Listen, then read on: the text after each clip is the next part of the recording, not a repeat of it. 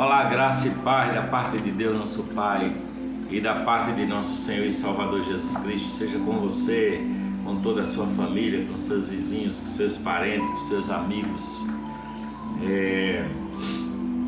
Você está chegando aqui pela primeira vez, eu já lhe peço que se inscreva, ative o sininho, tá?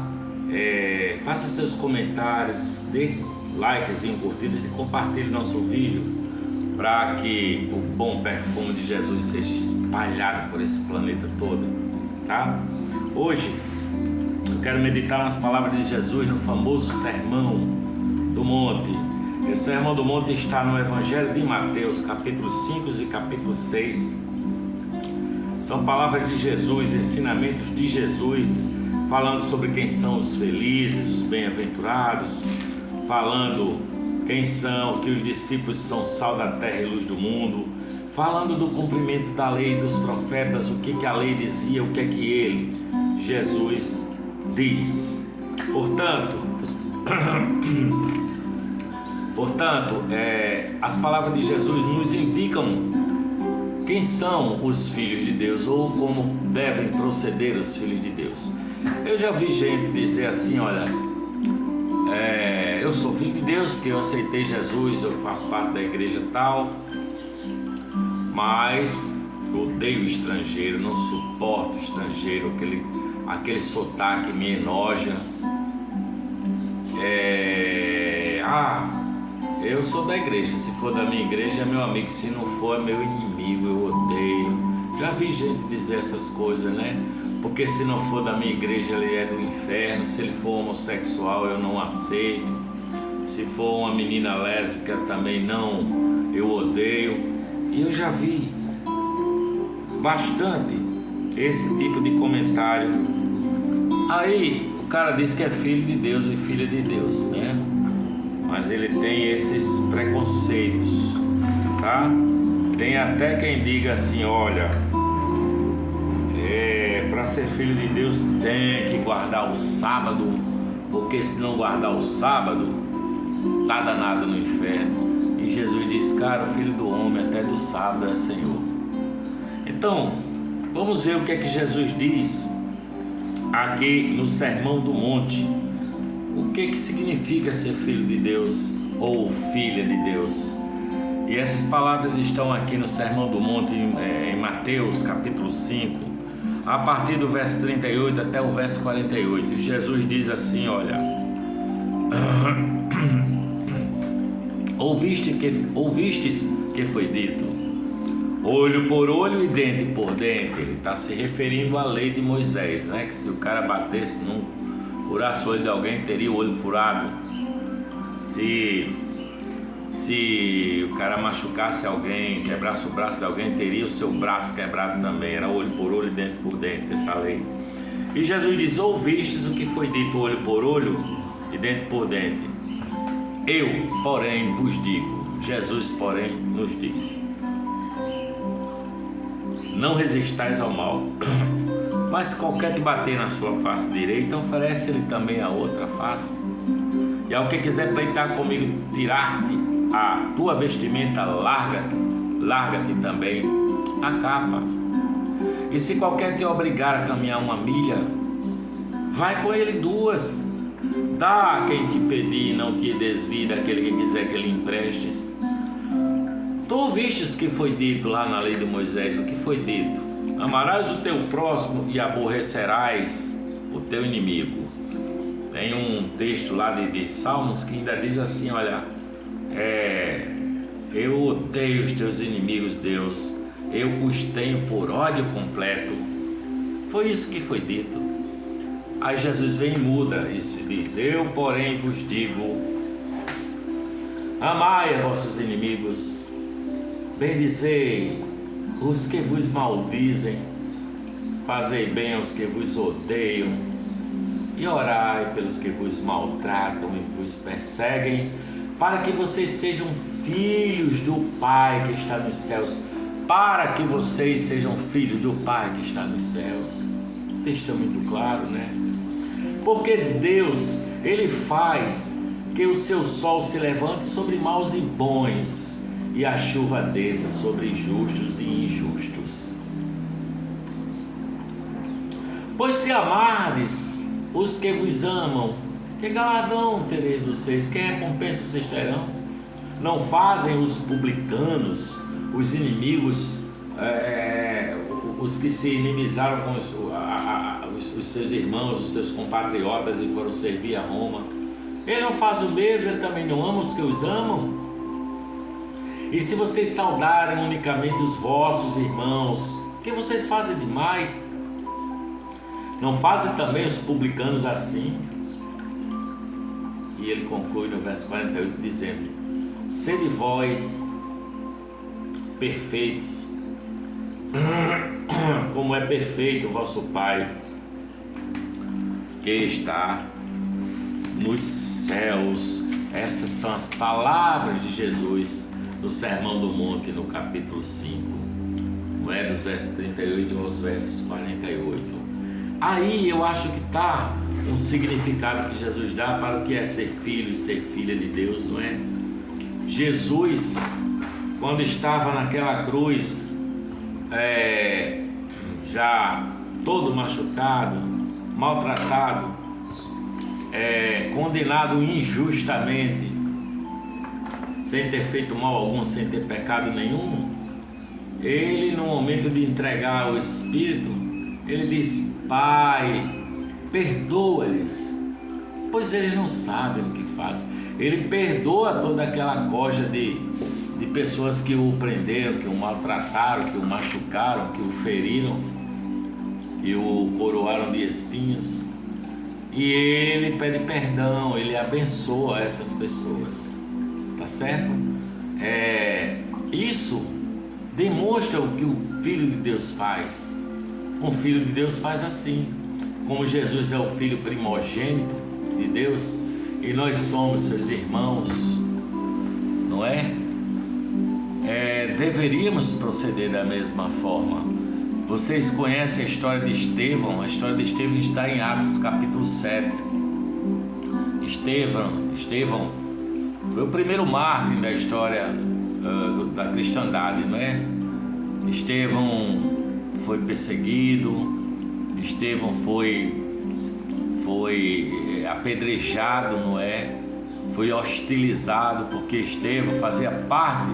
Naquela época os primeiros cristãos, eles eram chamados os do caminho. Depois que o Espírito Santo desce sobre toda a carne em Atos 2, a igreja começa, não é, o movimento dos que creram em Jesus.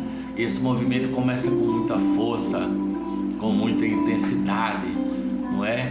E os discípulos, tomados por aquele Espírito Santo, Espírito de coragem, Espírito de amor, eles passaram a constituir comunidades que eram chamadas comunidade 2, os do caminho, não é? Os do caminho. E eles passaram a pregar a ressurreição de Jesus, a inocência de Jesus, não é? Eles passaram a pregar que Deus ressuscitou Jesus dos mortos. Este Jesus que vocês mataram e crucificaram, Deus o fez Senhor e Cristo. Deus está em Jesus. E isso gerou uma hostilidade contra os chamados do caminho, não é? E eles começaram a pregar em praça pública e gerou esse conflito com o povo da religião. E Estevão era um desses do caminho, né? E Estevão estava em praça pública, e Estevão começa a pregar e a falar do amor de Cristo, da ressurreição de Jesus. E aí o ápice do problema com Estevão é que chega uma hora que ele diz assim: Deus não habita em templos feitos por mãos humanas. E isso gerou um ódio naqueles caras da religião, não é? Que tem o templo de Salomão como sendo o centro viral assim da religião, o lugar onde Deus habita. Então isso era ser um blasfemo, dizer que Deus não habita em templos feitos por mãos humanas, não é? Era contra a religião, era contra os sacerdotes da época. E ele é apedrejado. Os sacerdotes eram mancomunados com Herodes, né? e eles se acharam no direito de apedrejar Estevão, não é? Porque ele atacava os fundamentos da religião, ele atacava a ritualística da religião. Ele estava dizendo que aqueles sacrifícios de animais já não valiam mais nada, porque Jesus seria o Cordeiro de Deus que tira o pecado do mundo. E ele ataca os fundamentos das religiões e ele é apedrejado. E as roupas dos que o apedrejaram, as vestimentas desse povo, eles depositaram sobre os pés de um jovem chamado Saulo, da cidade de Tarso, Saulo de Tarso. E esse Saulo depois veio a ser Paulo. Você deve saber da história de Paulo, né? Mas ele consentiu na morte de Estevão. E no momento que ele estava sendo apedrejado, os homens viram o rosto dele como de um anjo. O rosto dele brilhou como de um anjo. E ele, Estevão, viu os céus abertos e viu Jesus em pé à direita do Pai. Ele viu Jesus em pé para o receber. Jesus se levantou para receber a Estevão, que em morrendo fez a mesma coisa que Jesus fez na cruz, quando Jesus disse assim: Pai, perdoa-lhes, porque eles não sabem o que fazem. Estevão faz a mesma coisa com outras palavras de Deus: não lhes imputes este pecado. Ele estava sendo apedrejado e estava abençoando os seus apedrejadores, pedindo a Deus que não considerasse o mal dele, não considerasse como pecado, não imputasse para ele aquele pecado. Então me parece que isso é um exemplo de um filho de Deus que entendeu o que é ser filho de Deus, né? Primeiro Jesus na cruz, que diz: Pai, perdoa-lhes porque eles não sabem o que fazem, né? E depois Estevão, que diz: Pai, Deus meu, não lhes imputes este pecado. E assim como Jesus entrega o seu espírito nas mãos de Deus, né? Saulo que estava recebendo as roupas dos apedrejadores de Estevão, odiava os do caminho, não é? Ele tinha ódio pelos do caminho, até aquele encontro que ele ia para Damasco com toda a liberdade para atacar e mandar prender, mandar matar qualquer um que professasse o nome de Jesus. E ele tem aquele encontro com Jesus, quando Jesus diz: Saulo, Saulo, por que me persegues? E tudo muda na vida de Saulo, passa a se chamar Paulo, né? Mas a princípio ele tinha como inimigos os do caminho. Paulo era um zeloso da lei, não é? Quando Jesus expulsa os vendilhões do templo, Jesus diz assim: o zelo da casa de meu pai me devora. Que está também um versículo de um salmo, né? O zelo da casa do meu pai te devorará. Está em Isaías, profeta Isaías. E Jesus diz aí, nesse texto que nós acabamos de ler: ouviram o que foi dito, amai os seus amigos e odeie os seus inimigos. E ele diz: eu, porém, vos digo, amai. Jesus muda essa concepção da lei.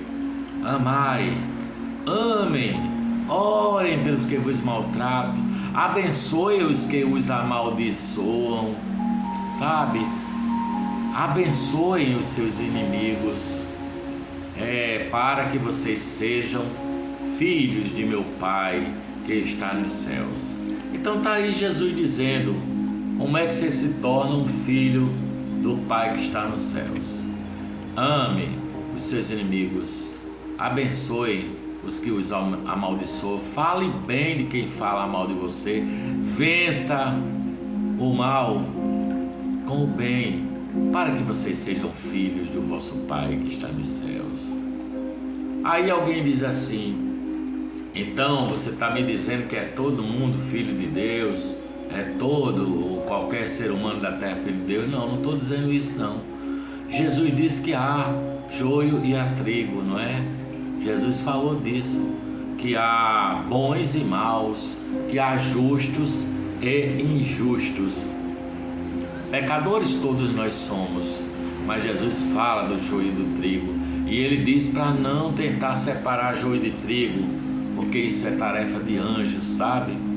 Isso só no último dia que vão ser separados quem é joio e quem é trigo, não é? Enquanto nós não temos essa convicção nenhuma de nada disso, nem é nosso papel tentar descobrir quem é joio e quem é trigo, nós devemos construir relações de amor, relações amorosas, sabe? Meu Pai, nosso Deus não discrimina ninguém. A palavra diz que Ele faz que o sol se levante sobre bons e maus, e que a chuva, Ele manda a chuva tanto para justos como para injustos, porque o reino de Deus é assim, é amoroso, perdoador, é abençoador. O reino de Deus, Ele faz com que nós amemos até nos ambientes de hostilidade. O reino de Deus faz com que quem é filho de Deus não exclua ninguém, sabe? Para que haja relações de amor, não é? Para que haja essas relações de amor, você não deve pagar o mal com o mal, sabe? Fez a mim, do jeito que fez eu vou devolver na mesma moeda, não. Deixe de ser, sabe, intolerante. Por favor, não pague o mal com o mal, mas vença o mal com o bem, sabe? Seja um perdoador se for preciso, 70 vezes 7 por dia. Perdoe a mesma pessoa que se te maltrata 70 vezes 7. 70 vezes no mesmo dia, você perdoa 70 vezes 7 se for necessário, não é? Seja um repartidor de pão, seja um perdoador, seja um abençoador de vidas, seja um que acolha aquele que está precisando ser acolhido, sabe? Diga para qualquer um que se chegar para você, você é bem-vindo no reino do meu Pai, porque todos são bem-vindos no reino de Deus, não é? Há os que acolhem e os que se tornam filhos de Deus, fazendo assim, e há os que se empedernizam no seu direito, na sua justiça própria, no seu entendimento de que, não, porque eu sou filho de Deus, mas eu sou da igreja, eu não ando com esse miserável pecador aí, como fez aquele sujeito naquela parábola do pobrezinho publicano pecador e do religioso que diz: Pai, obrigado que eu não sou igual a esse miserável aí, pecador aí, publicano. E o publicano batia no peito e dizia: tem misericórdia de mim, meu Deus, que eu sou um pecador. E a palavra de Deus diz que este homem, este publicano, voltou para casa justificado e o outro não, porque ele estava orando de si para si mesmo, não é? Então, nós precisamos amar até nos ambientes que sejam de hostilidade para conosco, não excluirmos ninguém. Essas relações de amor que nos fazem filhos de Deus, sabe? É dessa forma, amando os nossos inimigos, porque Deus escolheu morrer para não matar, né? Foi assim que Jesus escolheu, né? Jesus escolheu morrer para não matar ninguém. Ele ama bons e maus, Ele ama justos e injustos. Por isso que eu acabo essa reflexão dizendo: Deus Pai, obrigado pela Tua benignidade, obrigado pelo sol de cada dia, obrigado pela chuva de cada dia, obrigado pelo pão que o Senhor nos dá a cada dia. Não odeie, não rotule ninguém, sabe? Faça uma coisa, convide-os para a sua mesa de jantar. Ame, ore, abençoe. Se torne semelhante a Jesus, que é aquele que diz assim: olha, eu te dou da minha graça, da bondade e da misericórdia de Deus, sabe? Essa é a referência que há em Jesus. Ele revelou o Pai. Ele revelou Deus como um Pai, Deus Pai, né? Portanto, que Deus abençoe a todos e que nós nos tornemos verdadeiros filhos de Deus, amando e abençoando. Eu daqui vou desejando paz para você e digo amém, graças a Deus.